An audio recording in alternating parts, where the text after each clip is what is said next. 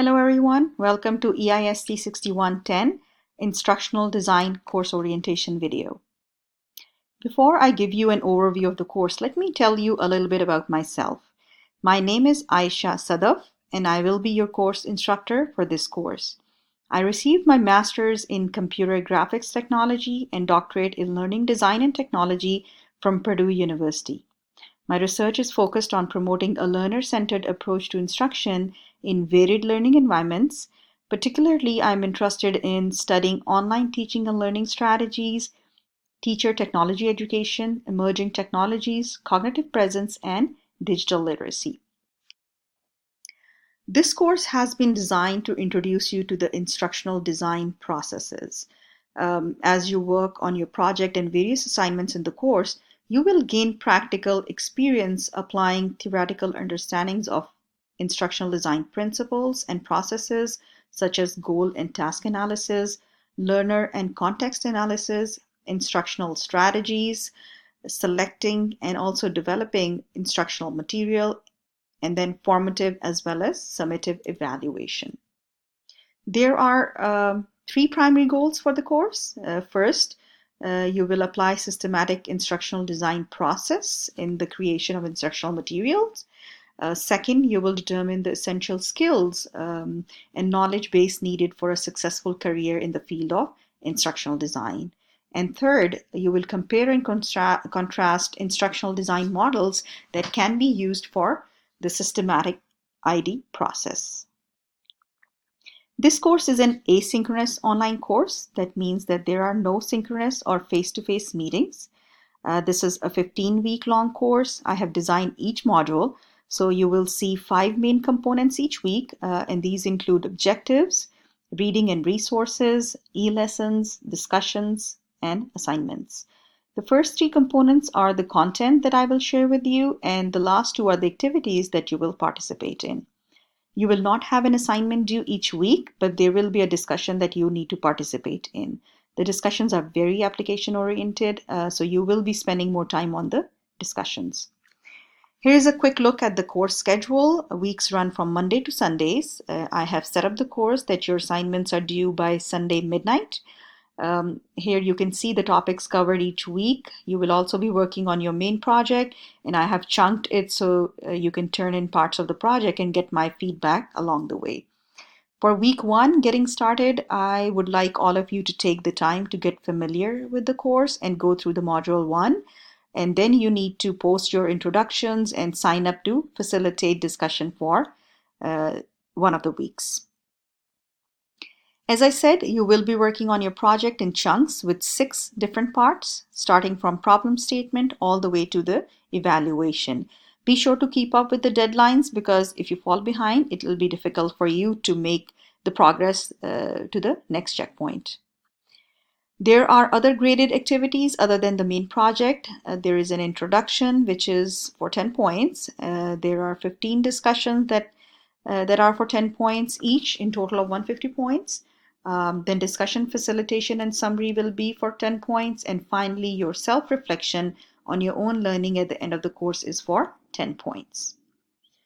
Discussion, as I said, is the main course activity since the course is entirely online and we don't have any face-to-face interaction. This course relies heavily on each student's ongoing participation in the discussions. Your discussion will be graded based on the discussion rubric, which looks at the quality, responsiveness, and moving the discussion forward. Be sure to look at the discussion rubric carefully before participating in the discussions in Canvas. Discussion 1 is an introduction discussion where you'll be introducing yourself to me and your peers. For discussion 2 to 10, I have decided to do 2 groups. Since we have more students in the class, it'll be easier to discuss topics in smaller groups. You will also be signing up to facilitate one of the discussions of your choice of topic. You will facilitate and also summarize the discussion for that particular week. I have listed the responsibilities of facilitators, and you'll see that when you sign up in week 1. You will be randomly assigned to one of the 2 groups, and I'll make sure that there is a facilitator for each group based on the topics you have signed up for. There are many ID models, and the most generic one being the ADDIE, which stands for Analysis, Design, Development, Implementation, and Evaluation. ADDIE is more like a framework, and we will walk through it in this course. Many of the models are based on the ADDIE framework. In this class, we are using the book by Morrison, Ross, Morrison, and Kalman. So we will look at their model in depth. As you can see, their model is also structured on the ADDIE framework.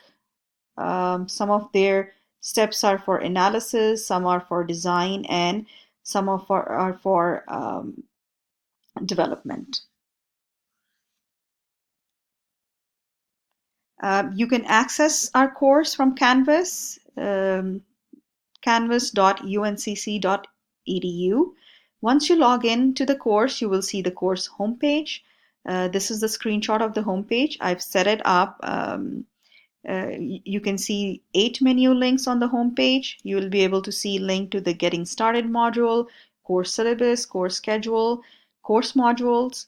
Also, you can access discussion forums and learn about me and the assignment guidelines from the homepage. There are different ways you can contact me. First, if you have general questions about the course, specifically about the due dates and assignments, um, course assignments, course content, etc., then post it in the Ask the Peer, Ask the Instructor forum, and you can access that from the discussion area. That way everyone can see your answers, and I also would like to encourage other students to respond to the questions if they know the answer. This will avoid duplication of the questions. If there's something specific to you, like question about your course grade or your project, then you should email me. You can call me also. If you want to meet me in person, you should schedule a time to do that. I'm in Cato College of Education, room 277. I have my office hours every Monday and Tuesday from 1:30 to 2:30 p.m. However, I know that many of you work during that time, so if there's a need, you can always schedule another time to talk. That is all about the course orientation. Please don't hesitate to contact me if you have any questions or need any help. I'm really looking forward to working with all of you and seeing the growth in your learning that can happen within this course. I wish you all the very best, and let's have a great semester.